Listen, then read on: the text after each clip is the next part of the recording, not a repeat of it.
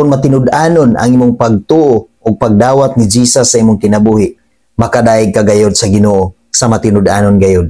Ug kun ikaw magdaig ngadto sa Ginoo, ang Ginoo mahimuot gayud kanimo.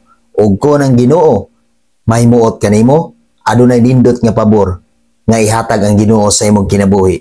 Ecclesiastes 2 versikulo 26.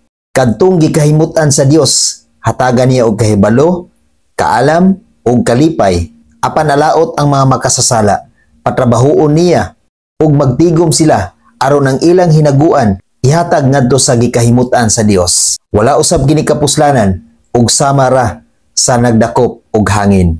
Ingon ana kanindot igsuon ang pabor nga ihatag sa Ginoo sa matag usa kanato nga nagpahimuot ngadto kaniya. Kung ang Ginoo mahimuot kanimo, hatagan kaniya og kaalam, hatagan kaniya og kahibalo, ug hatagan kaniya og kalipay. Bisag mag-uol ka igsuon, hatagan ka og kalipay sa Ginoo.